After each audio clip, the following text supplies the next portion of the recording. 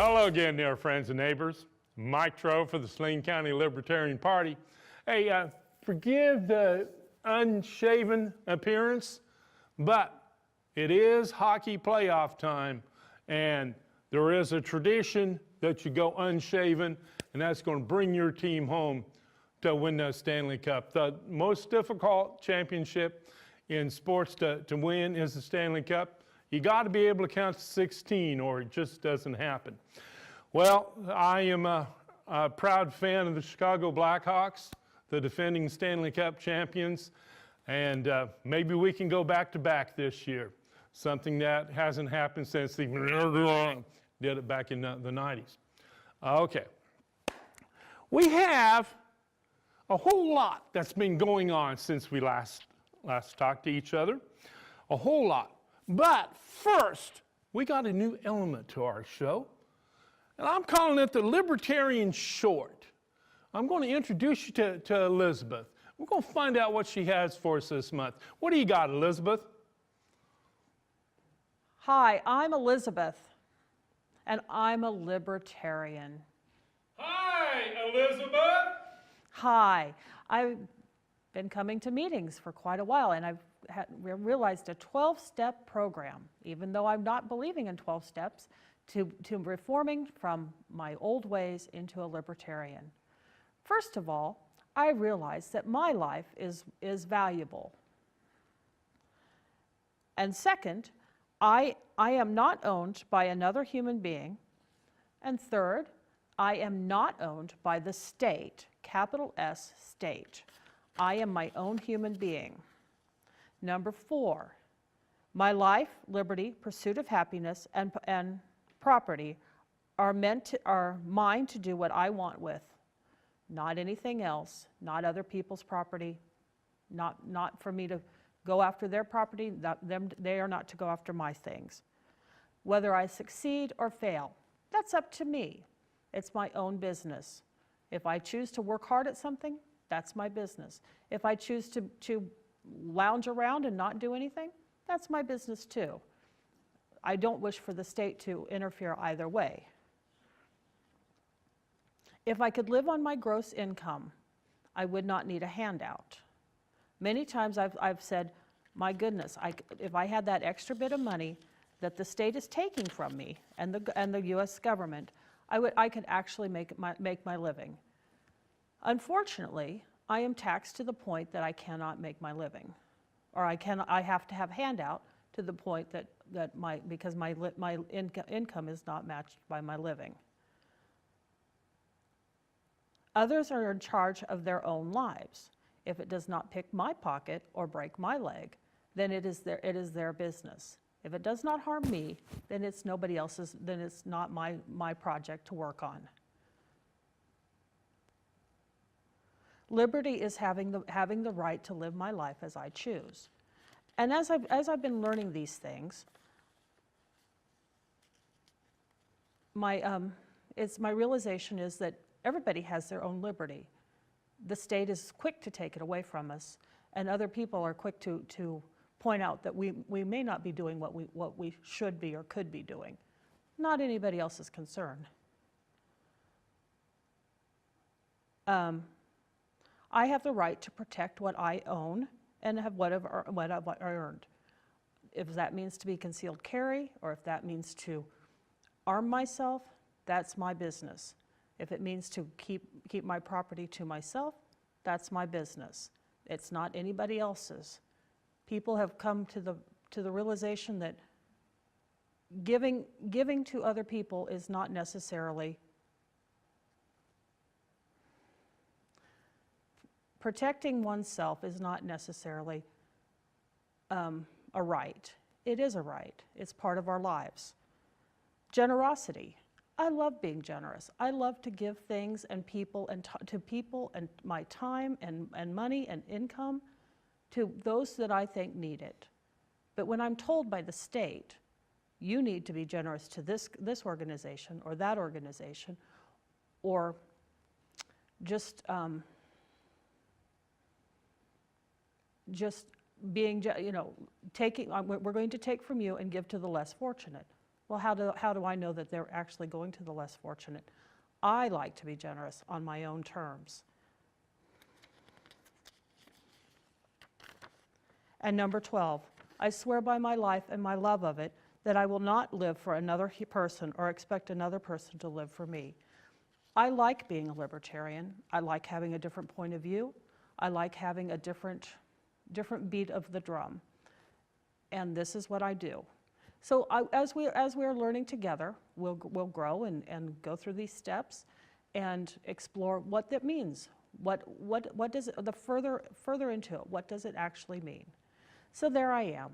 I'm Elizabeth, the libertarian. Thank you. Before we ask ourselves, what has the Gov been up to lately? First, I saw this, and it reminded me of the government. Do a little dance, make a little love, get down tonight. Okay, watch this video.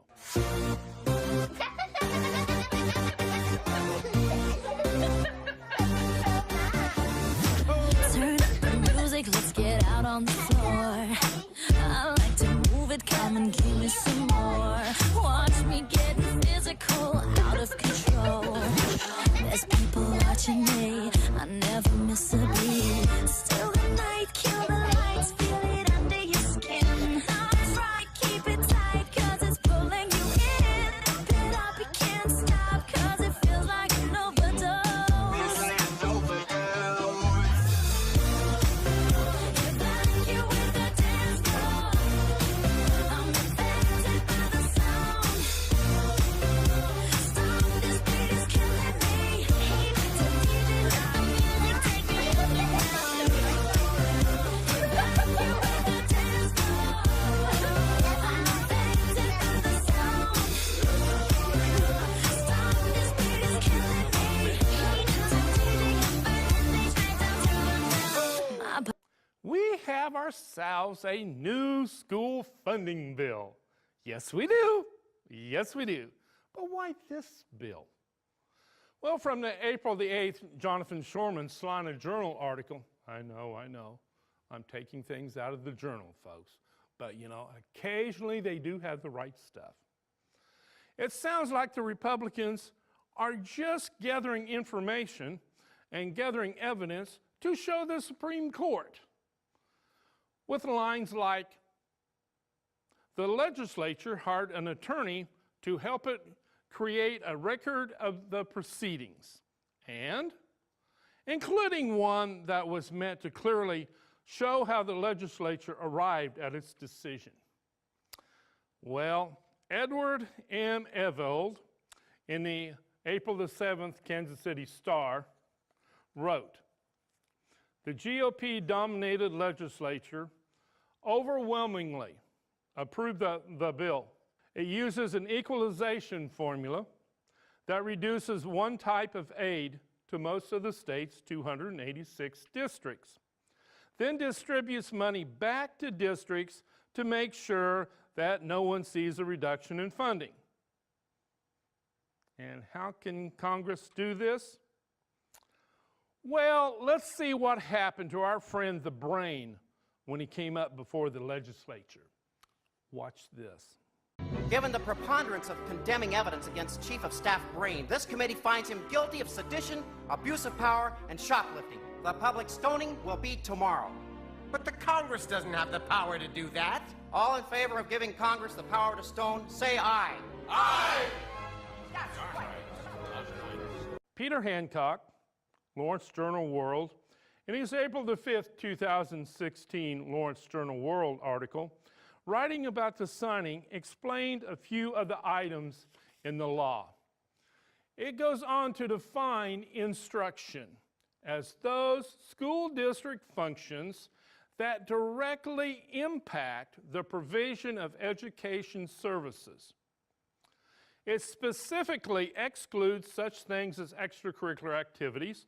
That's athletics, folks. That's drama. That's, you know, your FFA, things of that nature.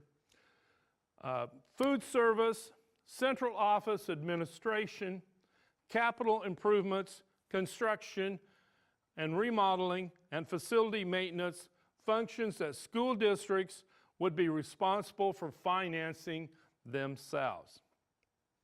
It creates a single pot of state funding called enrollment state aid that would replace the two pots of money that districts have grown accustomed to. General state aid and supplemental aid, also known as local option budgets. A per pupil formula for enrollment state aid that would vary by the size of the school district. $8,490 per student for small districts, that's fewer than 400 students. $7,269 per student for districts with enrollment between 400 and 999, and $6,137 per student for districts with 1,000 or more students. Specific mandates on how that money would be divided among instructional costs, student support services, and other operational expenses. Limited weighting factors that would provide additional funding for students deemed more expensive to teach, including those from lower income households and non-English speaking families. A 2-year hold harmless provision that would prevent any district from losing funding for the first 2 years, although districts would first have to show that they've spent down excess fund balances and realized other kinds of savings. In other words, as soon as they prove to the state that they're poor, then they'll get more money. But until they're poor, that kind of sounds like the middle class out there, doesn't it? You know, not poor enough to get things, but not rich enough to buy things. Okay, anyway, a uniform statewide property tax levy of 35 mills to replace the current 20 mill levy, plus additional levies districts charge for their local option budgets. Authority for districts to levy additional taxes with no limit for up to 5 years, subject to voter approval, with a strict prohibition that says that money could not be used for instruction, but only for things like extracurricular activities, food service, and other non-instructional expenses. And it goes on. Incentive payments or success grants for districts that meet certain benchmarks on graduation rates, post-secondary retention rates, number of students needing college remedial courses, and other factors. Limits on the types of projects eligible for state aid for bond and interest payments. A uniform statewide health benefits plan for school employees, similar to the state employee health plan. Boy, that sure perked up my interest. We're going to have the same health care that they do? You're funny. Okay. A high deductible health policy, high deductible? Coupled with a health savings account. And a voucher program known as the Education Freedom Act that would allow up to 70% of the state aid attributed to a student to be used to pay tuition at a private or parochial school. Now, folks, I can very quickly see some things that people are going to be going after. One is the ability to raise local property taxes. 2 is the voucher system. And 3 is the single pot of money. Okay? By being able to raise the local property taxes, pardon me, the wealthy districts will be able to get better services. The voucher system will be seen as a means to destroy public education, and the redefinition of educational activities to leave out food, administrators, and extracurricular activities will have many people scratching their heads. William Hall, as superintendent of USD 305, knows a whole lot more about this than I do. And this is what Mr. Hall had to say about it. To be clear, this legislation is the legislature's effort to come in compliance with the Supreme Court's order in the Gannon case. Remember, the Gannon case was the original one on back there. They are essentially going back to what the school funding formula called for in 2014 regarding equity funding for capital outlay and applying that same formula to the local option budget. They have also included a hold harmless provision that was designed to ensure that no school district received less money for next year. For USD 305, we would receive just over $560,000 in capital outlay aid, but would lose $1,248,914 in local option budget state aid. With a hold harmless provision, we would receive an additional $688,066 to make up the difference. If I can interject a little quick addition, 568, that does not add up to 1.2 million, okay? My opinion, and this is Mr. Hall, on this legislation is that it does not go far enough to fix that equity issue that was raised in Gannon. I do believe the court will agree with the legislature on this issue. The problem is that it still creates winners and losers among all Kansas school districts. For instance, with our loss in LOB authority of $1,248,914, we would need to raise our local mill levy over 3 mills.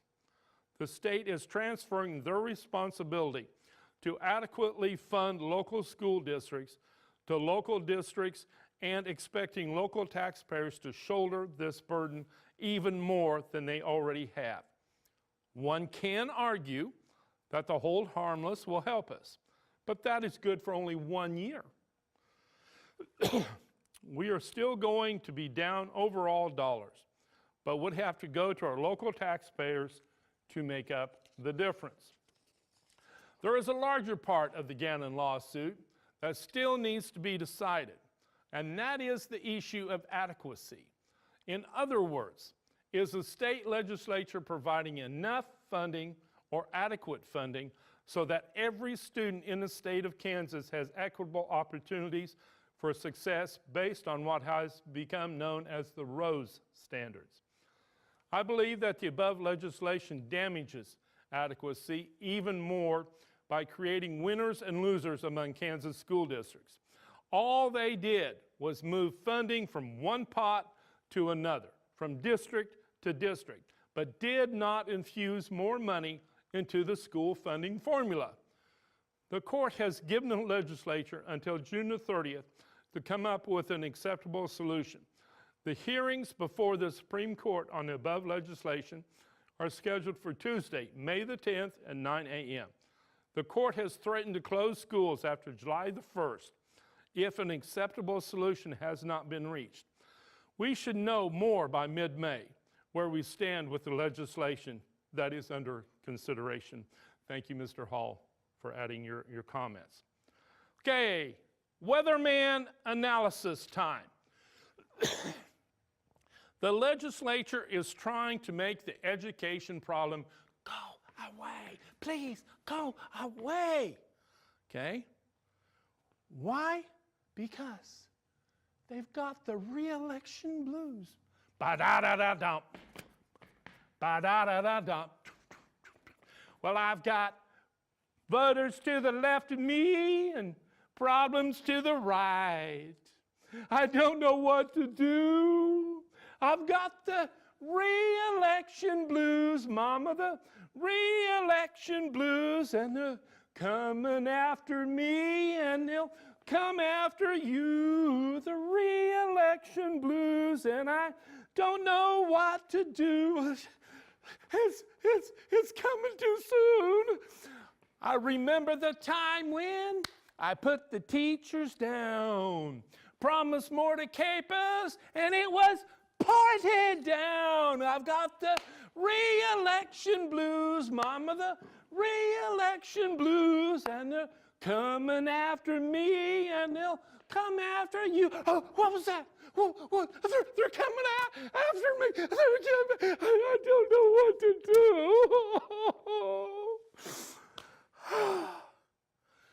Well, such is life, folks, as an elected official in the year 2016. They can't do that no more because we keep score. And as long as we keep score, they can't do that anymore. Okay, as reported, they had an eye toward what the court will say. It is the election year, and they have the re-election blues. It is a sad fact of life in this day and age that you need a blood-sucking attorney. So the legislators had to have someone advising them, okay? For they are in the middle of a court case. It's common sense, so that doesn't bother me. The voucher system would seem to be good as far as helping those who homeschool to pay the bills. Since homeschoolers are not using the public school system, then why should they have to pay for it? It doesn't discuss the qualifications of those homeschooling in this bill, but why should it? That should be in some other bill. The single pot of money doesn't bother me either, as long as it is sufficient. And you heard Mr. Hall, he doesn't think it's sufficient. I doubt if it is either, but we must have that sufficient for the school. The whole purpose of the bill was to get both the voters and the court off of their backs. Oh, it'll get the voters off. It'll get the voters off because the problems this bill causes will not happen until further down the road. We need to understand one thing, folks, about the Kansas economy, okay? That pot of money that they have to pay all of the bills out of keeps shrinking, okay? We can't keep spending more. Maybe athletics and drama departments and school-to-career programs should be taken out of schools and placed elsewhere where the cost can be paid by others. Schools would then have more to pay for special education. Just asking you to think about it, folks. Just think about it. I said I would report on the Republican and Democrat caucuses, and here I am sneaking into the Republican caucus. Watch this.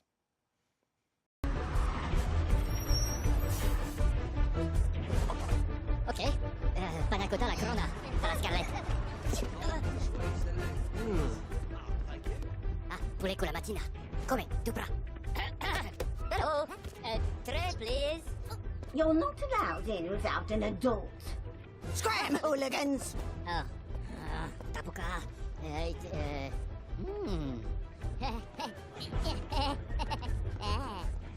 Ooh, Selene. What? Hey, Helen. Hola!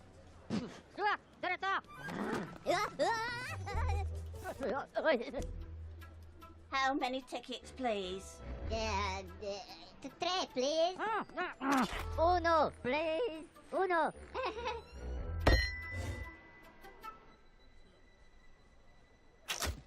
Enjoy yourself, love.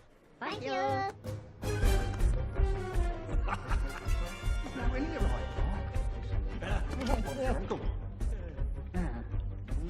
C'est pas là-bas, ok?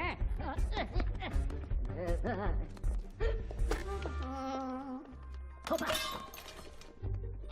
Okay, Rocky. Hey. Mocha. Okay, come on in. Hey! Huh? What are you doing here? Pasteka? This is a restricted area! Hands in the air! No, c'est la météo. Policano. Stop there! Macchiera Rosenbaum. Get back! Occhiera Tobati. Operatori.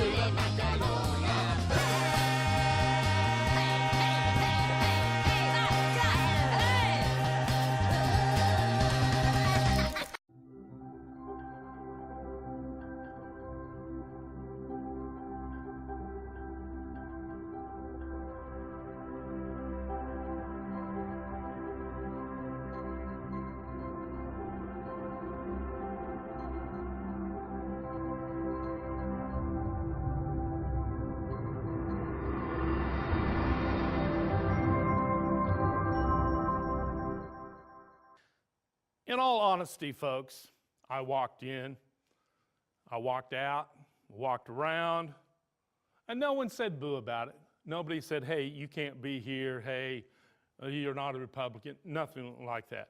They did look down their nose at me, but, you know, well, that's the way it goes. But that was about it. Now, I had to leave because of a libertarian commitment, but I was not stopped like I was in 2012. And now for the Democrats. Hey, you know what? They was in the middle of making a movie. Here's their trailer.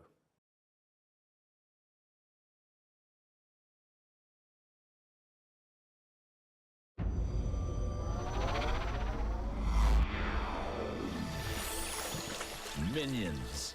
Minions have been on this planet far longer than we have. They go by many names. Dave, Carl. Oh, that one is Norbert. He's an idiot. They all share the same goal.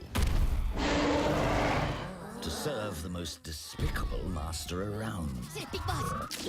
C'est la banana. Miam, miam. Aïe, aïe, aïe. Finding a master was easy. Keeping a master, that's where things got tricky.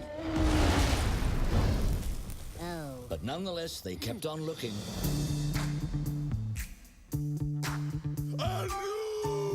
Balatopa! Okay! Pancake! Oh.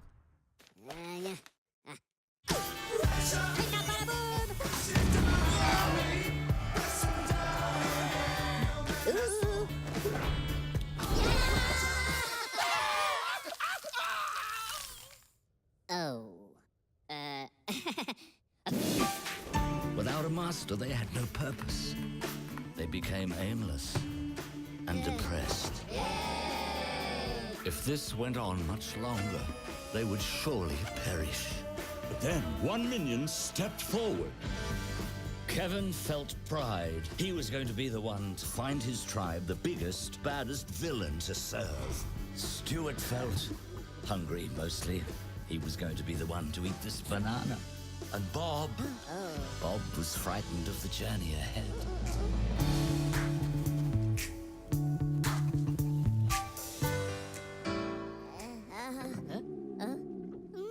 Les bidoux? Matoka! Polano la matoka. Hein? Banana? Stuart? Banana. Banana!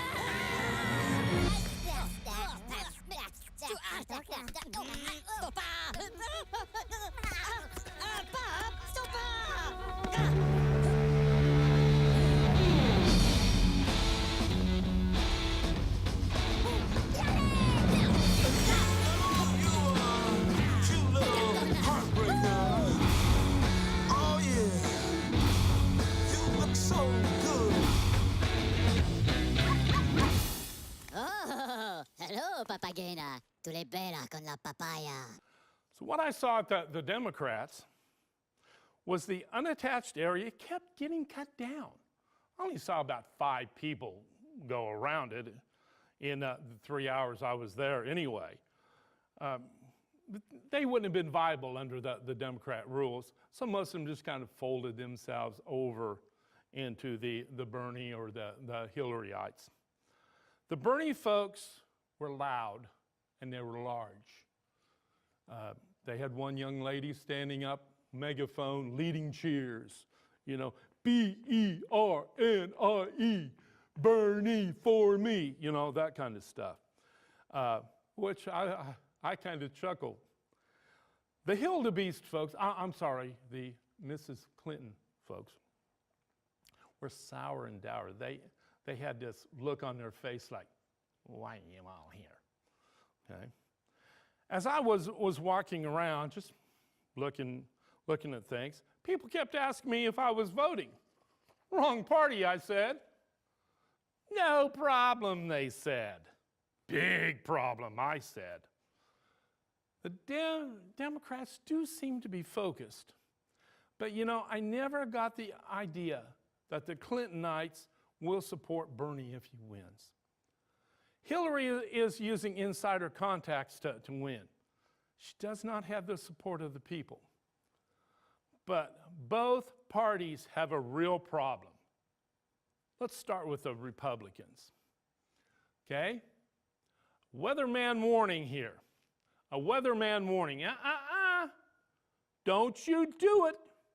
Republicans, don't you do it.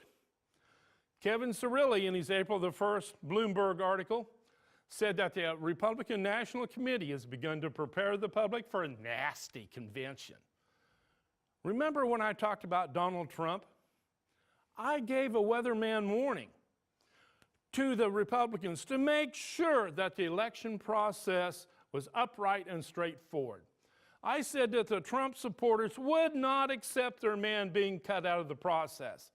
Well, this article talks about how the insiders are wrangling prospective delegates to keep them from Trump. The scenario goes like this, okay? Nobody wins an outright vote on the first ballot. See, they're only tied to the candidate for the first ballot. Then they can vote their conscience. Any candidate who's dropped out, well, their delegates are free and clear. They can go and do what they want. Suspended, like Marco Rubio, his delegates are still bound to him. So, on the second ballot, they could vote for whoever they want. Okay?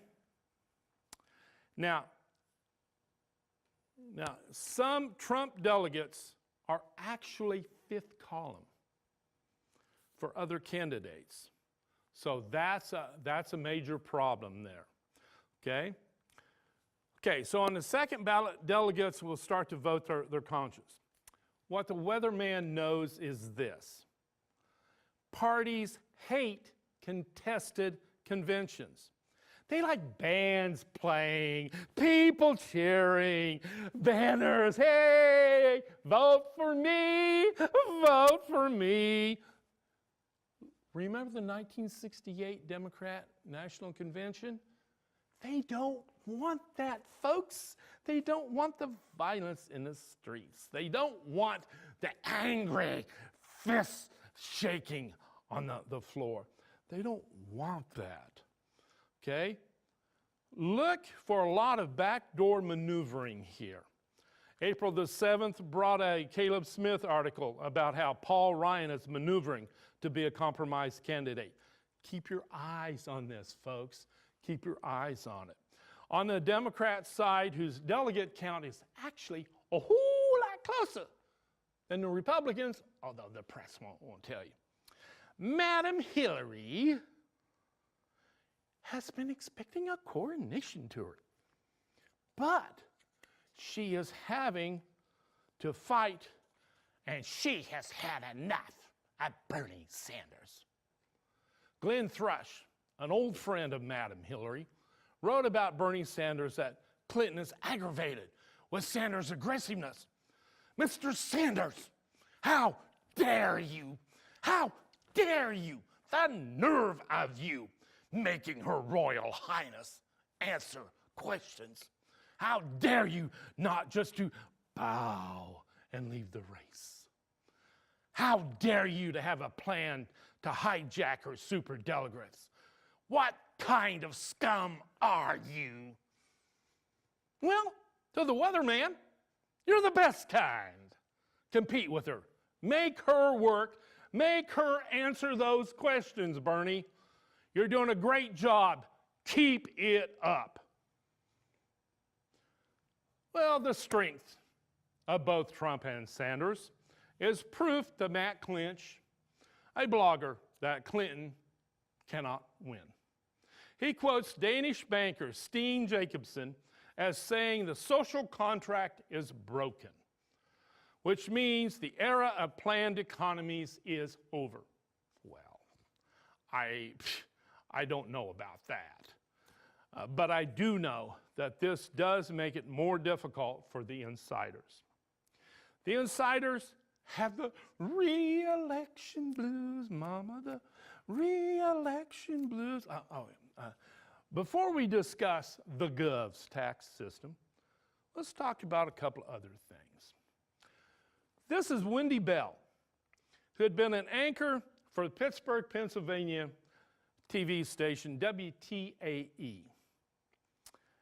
A group of young men killed some other people there in the Pittsburgh area, and she took to Facebook, and she talked about how young black men were not afraid of the system. Yeah. You guessed it. The phrase young black men got her fired. So what phrase should a loving, caring, compassionate person use? Inquiring minds want to know. 2, Americans are paying more. Oh, stop the presses. Americans are paying more in taxes today than what they spend on food, clothing, and shelter, according to Clintonite Paul Bedard. And I just wanted you to know. Okay? In New Jersey, y'all know New Jersey, it's that little spot between New York and Pennsylvania. Okay, I say that for some people out there who got no idea about geography. Okay, New Jersey wants to fine people for texting while walking. Why fine them? In the ranching business, folks, this is called culling the herd. If you're stupid enough to step out in front of a car, you deserve to get ran over. Okay, now we come to the Gov, okay? Why hasn't the governor's tax cuts worked? They worked for John Kennedy. They worked for Ronald Reagan. They worked in North Carolina, Ohio, and Wisconsin, and a whole lot of other places, but why not here? Simple answer is, Sammy baby, in economics, trust is everything. And we don't trust you. Not even the people that you gave them to trust you. They took your tax cuts and went on vacation, out of state, by the way. Or they put it in their bank account, they bought stocks, they put on a wedding for their daughter. They did something except build their business. They wouldn't help you out. They did not trust you. We do not trust you. And that's why your tax cuts did not work. It's that simple. Okay, folks. Now I would like to introduce you to, I'll wait on Dean here. There you go. I'll introduce you to 2 more libertarian presidential candidates. This is Austin Peterson. Let's see what he has to say.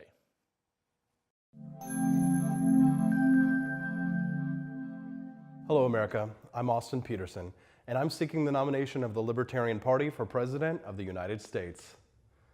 The promise of the American dream is freedom. Our forefathers brought forth onto this continent a new nation conceived in liberty, and I'm dedicated to the proposition that all men and women should be treated equally under the law. I have always believed in economic freedom and personal liberty. I'm the son of hardworking Missouri landscapers. I was born in Independence and raised on a horse farm in Peculiar, Missouri. My summers growing up were spent in the fields and on job sites working alongside my father, who was a Green Beret in the Army's Special Forces. He taught me love of country, independence, and self-reliance. While growing up on the farm, I learned how to ride a horse, bale hay, drive a tractor, and how to use and respect a gun. My father taught me that the Second Amendment guarantees all the others. My journey into coming into your consideration for president has been the result of over a decade of civic activism, grassroots coordination, and public education. Fox News' senior judicial analyst, Judge Andrew Napolitano, once referred to me as the right side of his brain. For the last decade, I've labored behind the scenes, advancing the agenda of libertarian causes from big to small. As the Libertarian Party's volunteer coordinator in 2008, I increased volunteer activity far above and beyond any of my predecessors. I also created the LP's internship program, launching the careers of several other young libertarian professionals. I also pioneered the use of media at LP headquarters. I believe that the problem with libertarianism is not that our ideas are incorrect, but that they are being marketed incorrectly.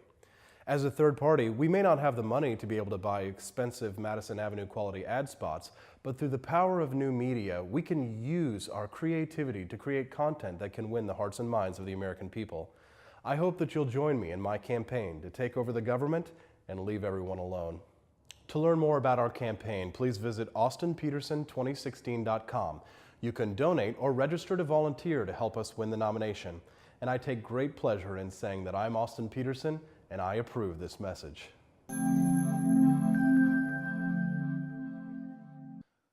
Okay, folks, quick reminder here, Libertarian State Convention is here in town, 29th to the 30th of this month. We'll be at Kansas Wesleyan, we'll be downtown at the heart of Dixie. We'll be around. If you see us, hey, come in and talk to us.